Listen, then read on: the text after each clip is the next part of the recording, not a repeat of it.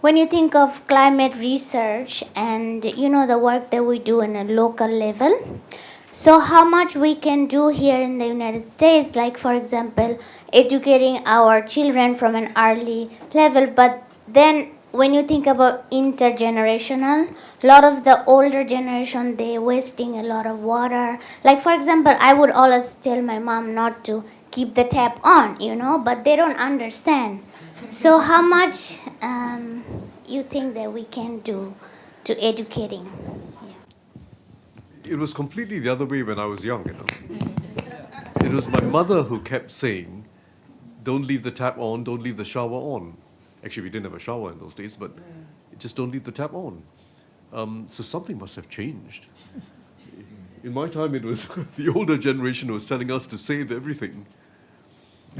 Yeah, but you said something today that was important in the session we had, which is we're actually rewarding bad behavior, right? I mean, so, and you gave different examples, but the whole kind of concept of nudging, right, actually works quite well with consumers, so normal people, so kids apparently in schools, if you position food in the cafeteria in a particular way, they will actually make choices based on that. But in industry, where I think we also require a much stronger push because we need to change our business models, the idea of just nudging and kind of doing things calmly, I think is sometimes less useful, even though it's also interesting. But the reason that we have so many Tesla cars and electric cars in Norway was due to serious policy change. So you can you can drive in the taxi lane. You don't have to pay for parking in the city. You get a massive tax reduction for buying an electric car.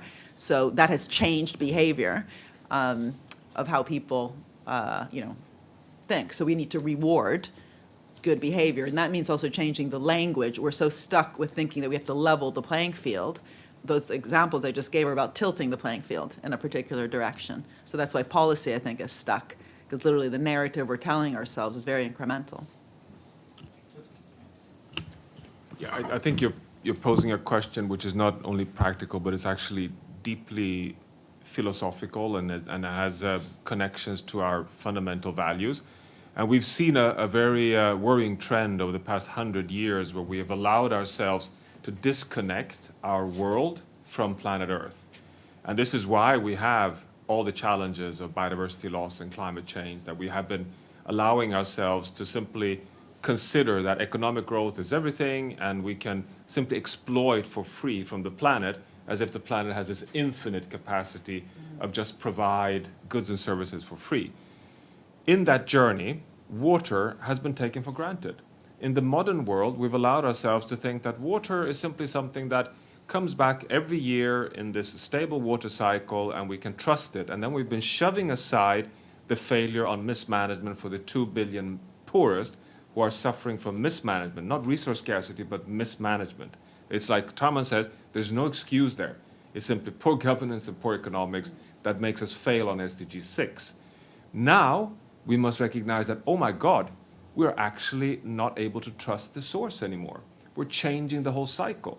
And therefore, I think we urgently need to reconnect the precious source of fresh water, which we've somehow allowed ourselves to take for granted, is no longer possible to take for granted. We fail on the climate agenda unless we solve water. We fail on the whole biodiversity agenda unless we solve water. We fail on all the SDGs unless we solve water. And that mentality has to be very rapidly reconnected into our mental models.